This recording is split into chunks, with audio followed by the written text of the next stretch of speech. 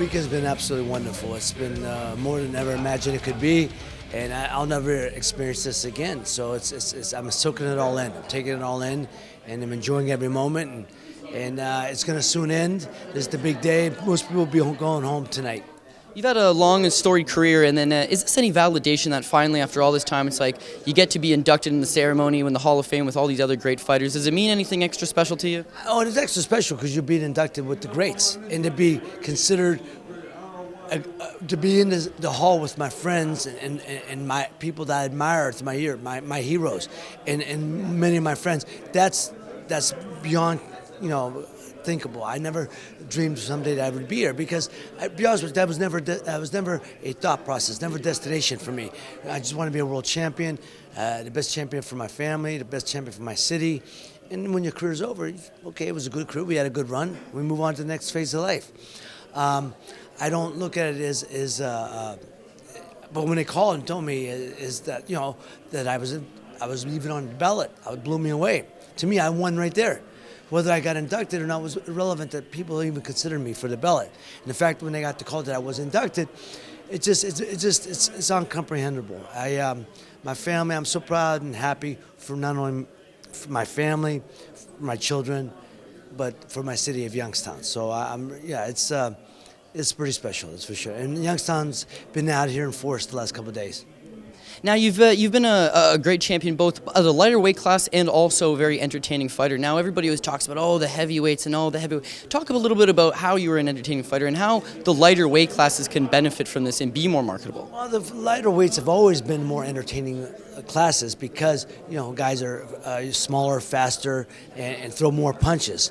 That's what they have to do. The heavyweights, over the last couple of years, that's why Mike Tyson overtook it. It was Joe Frazier, Muhammad Ali, and George Foreman, guys that were knocking bigger than life, and they were knocking everyone out. And then we had a great champion, Larry Holmes, who'd ruled for over 12 years and one of the top 5 heavyweights of all time, no doubt. But he didn't have that knockout style. He was a boxer. So I think people, when Mike Tyson came in, was ready for that type of style again. Because, boxing goes as the heavyweights go, usually. But now the heavyweights, again, it's a very lethargic division, and everyone who has a title is from overseas, Eastern Bloc. So the lighter weights are now starting to shine again. The only emphasis and the only advice I'd give to the lighter weights is be fan friendly. Put on a show. You have an obligation to their fans to put on a good show, the best show possible. And that's what I think hasn't happened over the last couple of years for many of these guys, the so-called pay-per-view fighters. Back in the day when I was fighting, to be on pay-per-view, you had to be a special type of fighter for it to even be considered for pay-per-view. Guys like Ray Leonard, Tommy Hearns, Roberto Duran, Marvin Hagler. They had to be special fighters. Nowadays, everybody and their brother seems to be getting on pay-per-view because there's no outlet on the networks.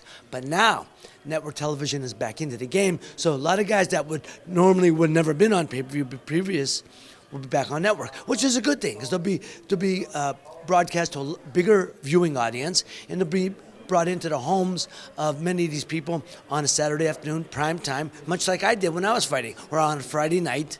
So it's good for boxing. But right now, the lighter weights, just so they understand, you have an obligation to the fans to put on a show. So go out there and throw punches. Don't go out there and try to just take the money and run, so to speak. Because there's a lot of fighters going out there that are getting guaranteed X amount and put on a crap show. Now, last question. You also, as well as your fighting career, you also have a great business career in that you were able to get out of the game and then pursue other avenues as well.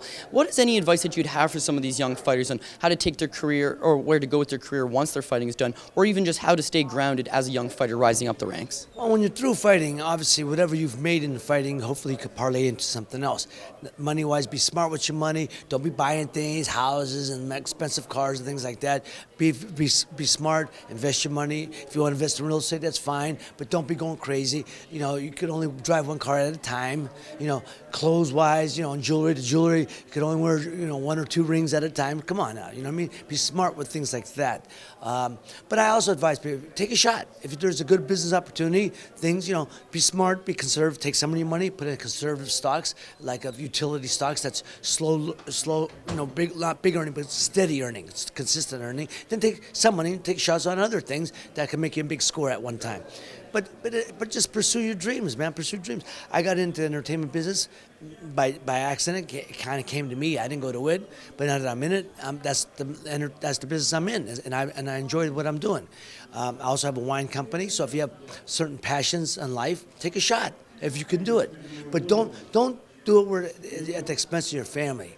You know, if you take some money and enjoy it, I mean, take some money, a lot of it, and take a shot. Enjoy it, but enjoy your money. Have fun with it, but make sure you have your security also.